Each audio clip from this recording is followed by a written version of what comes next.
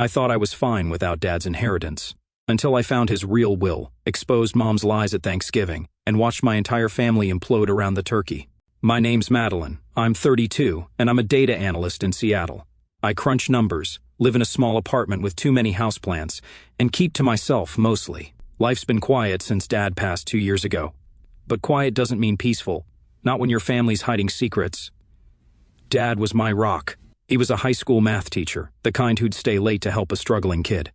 He wasn't perfect, but he was fair, always fair. When he got sick, lung cancer, hit hard and fast, he made sure his will was clear. The family house in Tacoma, his savings, everything split 50-50 between me and my older sister, Stella. "You girls are my world," he'd say, his voice raspy near the end. I believed him. I thought Mom did too. Mom's Victoria, 61, retired from teaching elementary school. She's the type who bakes cookies for neighbors, but always has a favorite kid. That's Stella. Always has been. Stella's 35, an event planner with a loud laugh and a knack for making everything about her.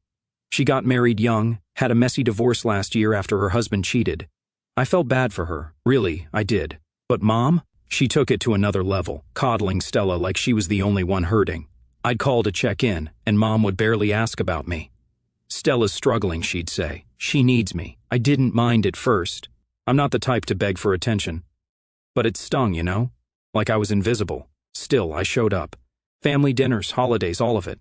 I'd drive up to Mom's place, the house I grew up in, the one Dad left us, and smile through Stella's stories about her new clients or her latest dating app disaster. Mom would nod along, hanging on every word. Me? I'd get a pat on the hand and a "how's work, Maddie?" before the conversation swung back to Stella.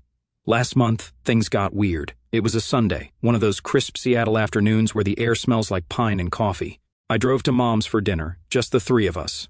Stella pulled up in a shiny new Audi, red, flashy, totally not her usual style. I raised an eyebrow. "New car?" I asked, trying to keep it light. Stella grinned, tossing her hair. "Yeah, treated myself. I deserve it after everything." Mom beamed like Stella had just won an Oscar. I nodded, but something felt off. Event planning pays well, but not that well, especially post-divorce. Dinner was the usual. Stella talked about her new condo downtown, how she's reinventing herself. Mom ate it up, saying, "You're so strong, honey." I poked at my mashed potatoes, feeling like a guest in my own family. Then Mom said something that hit me like a brick. "Maddie, you don't mind if Stella stays in the house sometimes, right? She needs a break from the city." I froze. The house, our house, Dad's house, wasn't just Mom's to offer. It was mine too, or so I thought. "Mom," I said, keeping my voice steady, "what's going on with the house?" She waved me off, her smile too quick. "Oh, nothing, Maddie. Just helping your sister out. You're doing fine, aren't you?" Stella didn't even look up from her phone. I swallowed hard, my chest tight. Fine. Sure, I had my job, my plants, my quiet life. But that house, it was Dad's legacy, his promise to us both. Why was Mom acting like it was Stella's personal retreat? I didn't push it at dinner. I'm not the yelling type. But driving home, my hands gripped the wheel so hard my knuckles turned white. Why was Stella getting everything? The attention, the house, Mom's whole heart. I thought about Dad, how he'd sit me down with graph paper to teach me algebra, how he'd hug me and say, "You're just as important, Maddie." Was that a lie too? The next week I couldn't shake it. I called Mom to ask about the will, just to clear things up. "Oh, Maddie, don't worry about that old thing," she said, her voice sharp. "Stella's been through enough. She needs the support." I pressed, but she changed the subject. "How's your job? Still working those late nights?"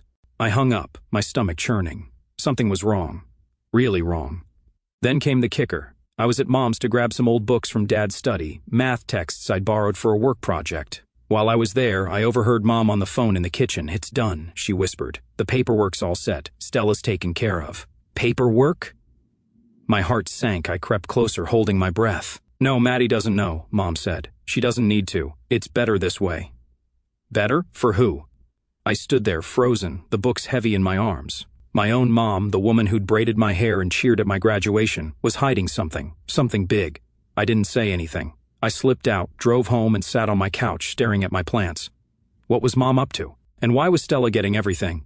That night, I couldn't sleep. Dad's voice kept echoing in my head. "Fair, Maddie. Always be fair. I wasn't going to let this go. Not yet." I didn't know what I'd find, but I knew one thing. I wasn't invisible. Not to Dad, and not to myself. If Mom and Stella were playing games with his legacy, I'd figure it out. And I'd make it right. I thought I knew my family. Turns out I didn't know them at all. That phone call I overheard? It haunted me. Maddie doesn't know. She doesn't need to. Mom's words looped in my head, sharp as a knife. What was she hiding? I couldn't just sit there watering my plants, pretending everything was fine. I had to find out. The next weekend, I drove back to the house. Mom was out, some book club thing, so I let myself in with my spare key. The place felt different now, like it wasn't mine anymore. Dad's study was still the same, though. Bookshelves stuffed with math texts, a worn desk, and that old coffee mug he loved. I stood there, breathing in the familiar smell of paper and dust, trying to steady myself. Where would Dad keep important stuff? If there was a secret, it'd be here. I started with the desk drawers. Bills, receipts, nothing special. Then, in the bottom drawer, under a stack of old lesson plans, I found a locked metal box. My heart skipped. Dad always kept important documents locked up. I didn't have the key, but I wasn't stopping now. I grabbed a paperclip, bent it, and jimmied the lock. Thank you, YouTube tutorials. Inside was a folder labeled Estate. My hands shook as I opened it. There it was, Dad's will. The original, notarized, dated 3 years ago. I read it twice to be sure. To my daughters, Madeline and Stella, I leave my estate in equal shares. Equal. Clear as day. My throat tightened. Dad hadn't lied. He'd been fair, just like he promised. So why was Mom acting like the house was Stella's? I kept digging. Under the will was another document, newer, with a notary stamp from 6 months ago. I scanned it, and my stomach dropped. It was a transfer deed. The house, the savings, everything Dad left, signed over to Stella. Just Stella. Mom's signature was there, bold and final as the executor. No mention of me. I sat back, the papers slipping to the floor. My own mom. She didn't just favor Stella. She erased me. Completely. Why? Because Stella got cheated on? Because she needed it more? I wanted to scream. Instead, I took pictures of every page with my phone. Evidence. I needed evidence. Driving home, my mind was a mess. Was I overreacting? Maybe there was an explanation. But what? Mom's voice echoed. It's better this way. Better for who? Not me, not Dad's memory. I tried to calm down, telling myself I'd talk to her, get answers. But deep down, I knew she'd dodge me. She always did when it came to Stella. The next day, I saw Stella's Instagram. She'd posted a selfie in her new condo, all sleek furniture and city views. New beginnings, the caption read, with a winking emoji. My blood boiled. That condo, paid for with Dad's money, my money. She didn't even know, did she? Or worse, maybe she did. I wanted to call her, demand answers, but I stopped myself. Not yet. I needed to be smart. I called Mom instead. Hey, I said, keeping my voice light. Can we talk about the house? I was thinking about Dad's will. Silence. Then, oh, Maddie, why are you bringing that up? Her tone was sharp, like I was being difficult. Stella's been through enough. She needs stability. You're fine, aren't you? Fine. That word again. I clenched my jaw. Sure, Mom, just curious. I hung up, my hands trembling. She wasn't going to tell me. She thought I'd just roll over. I couldn't let it go. I spent the next few nights digging online, property records, notary databases. My data analyst brain kicked into gear. I found the public record of the transfer. It was real. Mom had done it quietly, behind my back. I felt sick. Betrayed doesn't even cover it. It was like my whole childhood. All those years of being the good daughter meant nothing. Stella got the spotlight, and now she got everything else too. I thought about confronting them right then, storming into Mom's house, slamming the papers down. But what would that get me? Stella would cry, Mom would guilt-trip me, and I'd be the bad guy. No. I had to be smarter.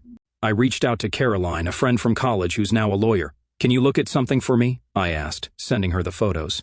Her reply was quick. Maddie, this is serious. We need to talk. Meeting Caroline at a coffee shop felt like a lifeline.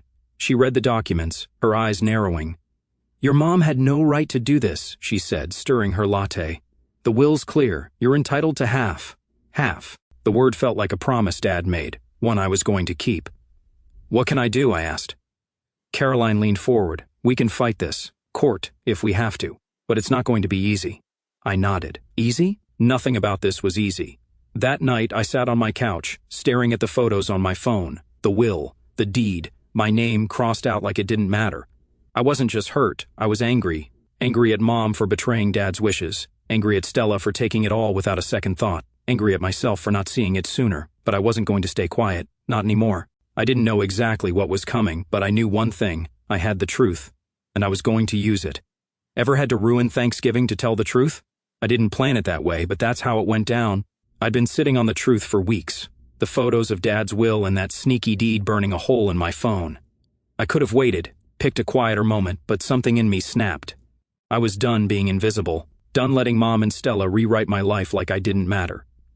So, I chose the big family dinner, Thanksgiving at Mom's with aunts, uncles, cousins, the whole chaotic crew.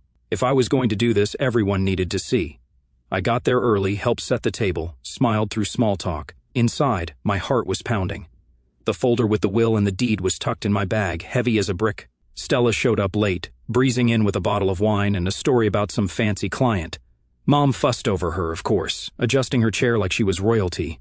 I bit my tongue, passing the cranberry sauce, waiting for the right moment. It came after dessert, when everyone was full, a little tipsy, and the room felt warm and loose. "Hey," I said, standing up, my voice louder than I meant. All eyes turned to me. Mom frowned, like I was interrupting something important. Stella scrolled her phone, barely listening. "I need to talk about Dad's will." The room went quiet. Aunt Linda raised an eyebrow.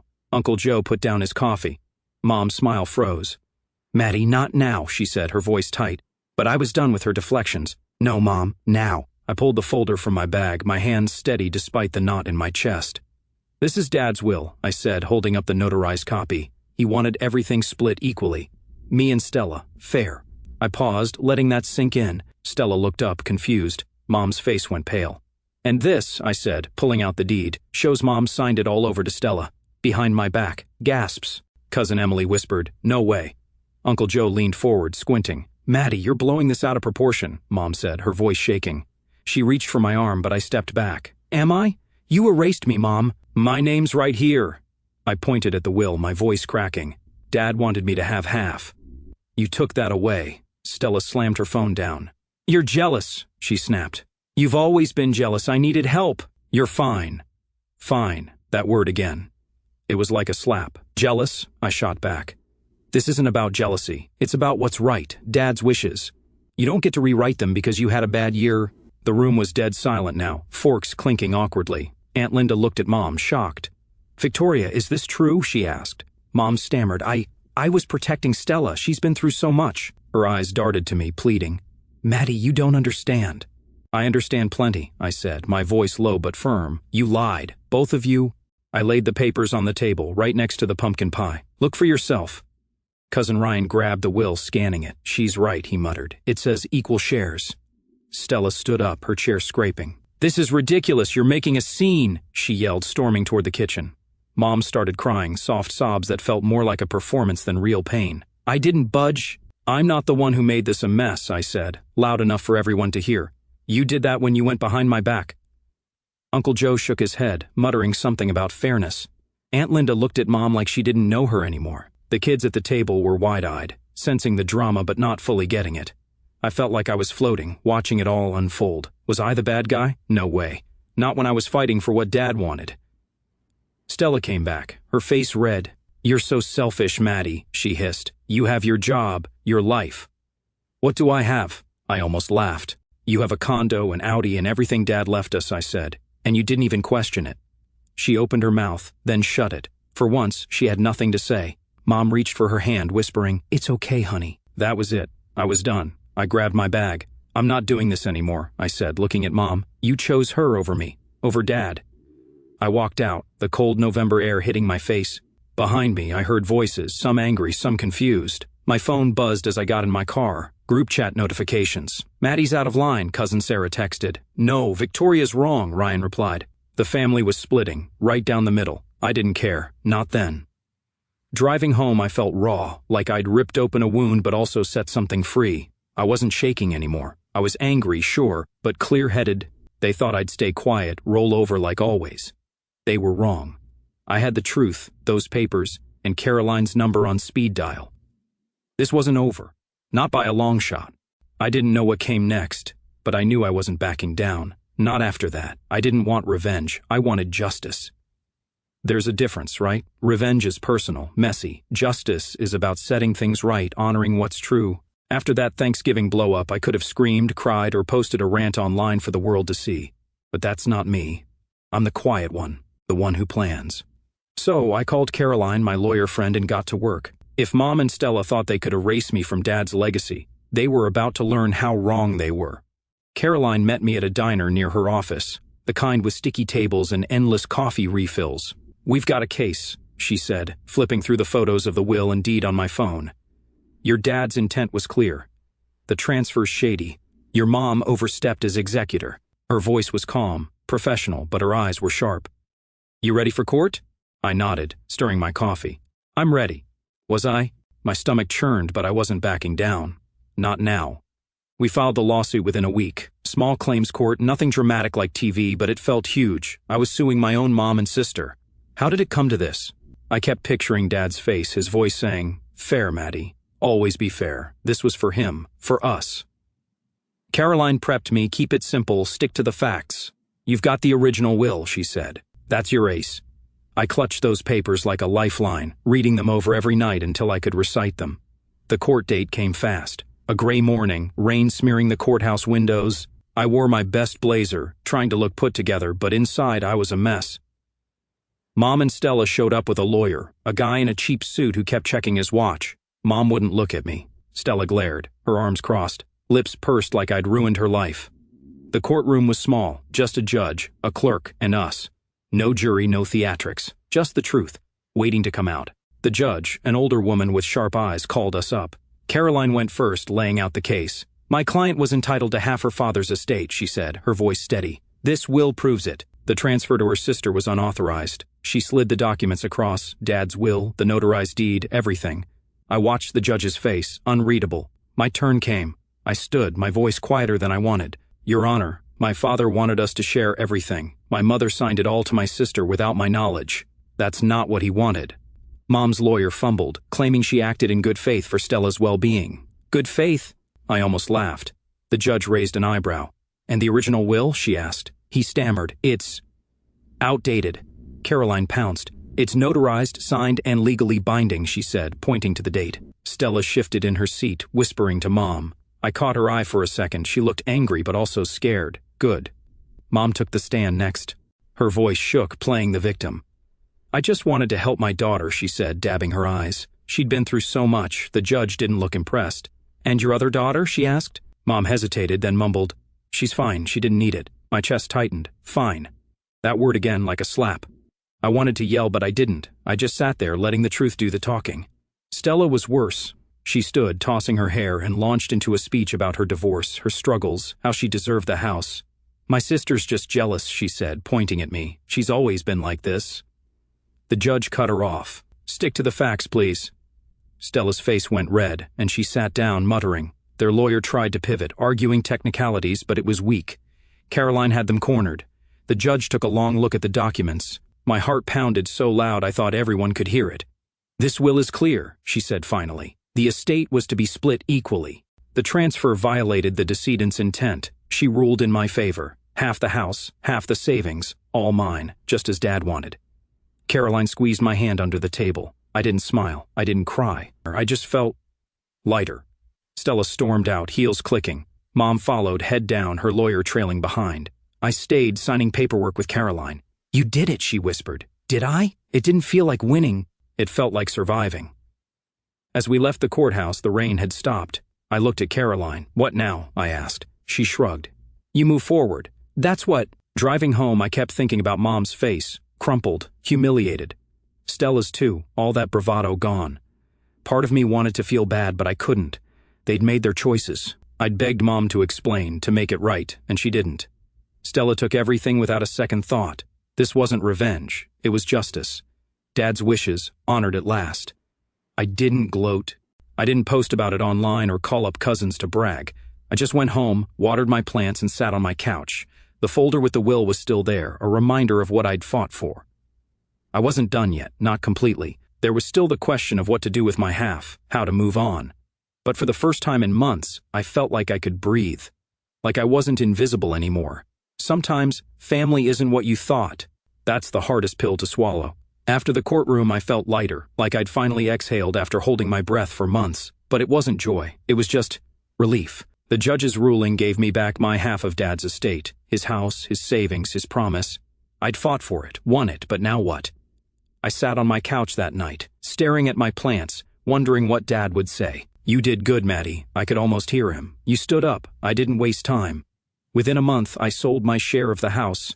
It hurt, letting go of the place where I'd learned to ride a bike, where Dad and I graphed equations on snowy evenings. But keeping it meant staying tied to Mom and Stella, and I was done with that. The money went into a savings account, a safety net for the life I wanted to build. I found a new apartment, a cozy one-bedroom with a balcony perfect for my plants. No more driving to that house. No more pretending everything was fine. I was free. Mom and Stella didn't take it well. I heard through cousins that Stella's social media went quiet. No more condo selfies or new beginnings posts. She'd leaned hard into that poor me story after her divorce, but now people were talking. Aunt Linda called her out at a family barbecue saying, "You knew better, Stella. Mom got it worse." Uncle Joe stopped inviting her to poker nights, and the cousins group chat buzzed with, "Can you believe Victoria did that?" They weren't outcasts, not exactly, but the family's warmth was gone. They'd burned those bridges themselves. I got a text from Mom a few weeks after the ruling. "I'm sorry, honey," it read. "I thought I was doing the right thing." I stared at it for an hour, my thumb hovering over the reply button. What was there to say? She didn't apologize for lying, for choosing Stella over me, over Dad's wishes. It was just words, empty as ever. I didn't respond. Maybe I should have, but I couldn't find the energy. Not anymore. Stella never reached out. I didn't expect her to. She'd always been the star, the one who got the applause. Now she was scrambling to keep her image intact, but the cracks were showing. I didn't check her Instagram anymore. I didn't need to. I wasn't angry, not like before. I just didn't care. That was the biggest change. I'd stopped chasing their approval, stopped hoping they'd see me. Work became my anchor. I threw myself into projects, staying late to tweak data models, grabbing coffee with coworkers who turned into real friends. One night, over beers at a dive bar, I told Caroline everything, not just the court stuff, but how it felt to lose my family, piece by piece. She listened, nodding, then said, "You're stronger than you think." I laughed it off, but maybe she was right. I'd fought for Dad's legacy and won. That wasn't nothing. Christmas came, my first one alone. I didn't go to Mom's, didn't answer the "Where's Maddie?" texts from cousins.